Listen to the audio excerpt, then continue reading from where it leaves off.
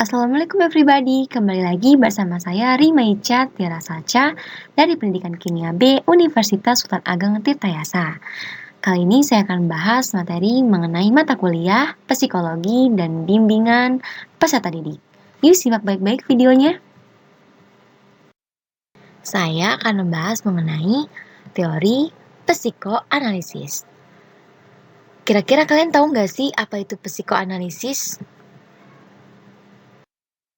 Teori psikoanalisis pertama kali dikembangkan oleh seorang tokoh yang berasal dari Republika Ceko yang bernama Sigmund Freud. Sigmund Freud lahir di Freiburg, Moralia 6 Mei 1856 dan wafat pada usianya 83 tahun di London.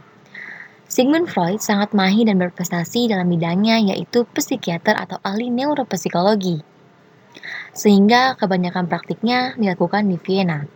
Lanjut. Adanya kejadian penting di mana Sigmund Freud bertemu dengan Joseph Breuer. Joseph Breuer adalah seseorang yang sedang menangani seorang pasien penyakit histeria yang bernama Anna O. Anna O mengalami banyak sekali gejala meliputi kebutaan, tidak bisa tidur, kelumpuhan pada kaki, bahkan bunuh diri. Anna O ketika diinstruksikan untuk bercerita tentang masa kecilnya bersama ayahnya, Anna O pun tiba-tiba sembuh total. Lalu disinilah awal penemuan talking cure, bahwa bercerita saja bisa berdampak besar terhadap penanganan gangguan mental.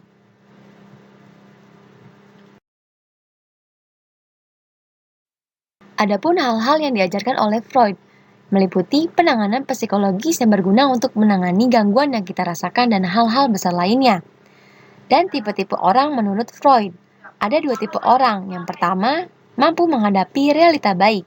Mereka cenderung memiliki ego yang kuat dan memiliki solusi yang tepat terhadap masalahnya.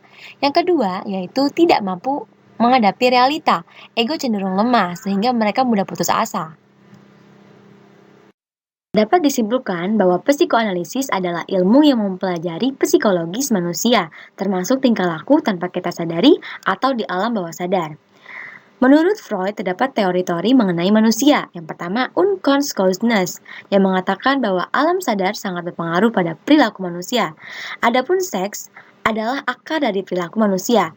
Psikodinamik terdapat dari 3 identitas, yaitu id, berorientasi pada prinsip kenikmatan dan nafsu, ego, sebagai penghubung antara id dan superego, dan berprinsip pada realitas, dan superego bersifat moralitas serta menegakkan aturan nilai dan moral.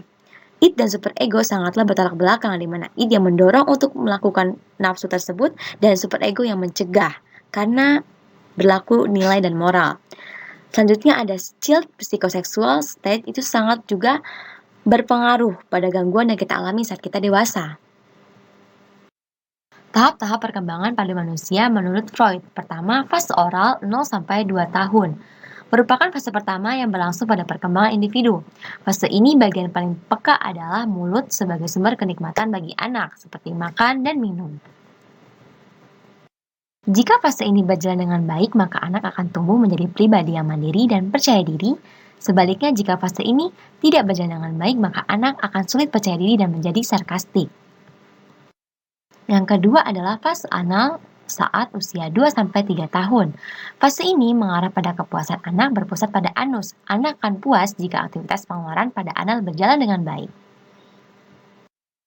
Jika fase ini berjalan dengan baik, maka anal akan menjadi pribadi yang kompeten dan menjalin hubungan dengan baik dan seimbang. Sebaliknya, jika tidak berjalan dengan baik, maka anal akan menjadi pribadi yang tidak menyukai dirinya sendiri. Ketiga, fase falik usia 3-7 tahun.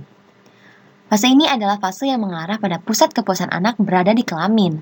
Anak mencoba mengenali identitas kelaminnya dengan mengembangkannya pada orang tua yang memiliki jenis kelamin berbeda. Bagaimana tanggapan orang tua secara verbal dan non-verbal terhadap munculnya seksualitas anak berdampak pada sikap dan perasaan seksual yang berkembang pada anak ketika dewasa nanti. Fase laten 7-11 tahun merupakan masa tenang seksual karena segala sesuatu yang terkait dengan seks akan dihambat atau ditekan. Minat seksual akan digantikan dengan minat sekolah, teman bermain, olahraga, dan berbagai aktivitas baru. Pada fase ini, masa sosialisasi anak sangatlah penting untuk berhubungan dengan orang lain. Tahap terakhir adalah fase genital usia 11 tahun sampai dewasa. Sebagai masa pengaktifan, fase palik dimulai dengan masa pubertas dan berlangsung hingga masa kepikunan. Menurut Sigmund Freud, untuk memperkuat ego ada 3 cara. Pertama, lihat masa lalu, khususnya adalah childhood, dan bercerita kepada orang lain, serta mengenali defense mechanism. Semoga yang saya sampaikan tadi bermanfaat bagi kalian. Kurang lebihnya saya mohon maaf. Wabillahi taufiq wal hidayah. Wassalamualaikum warahmatullahi wabarakatuh. Terima kasih.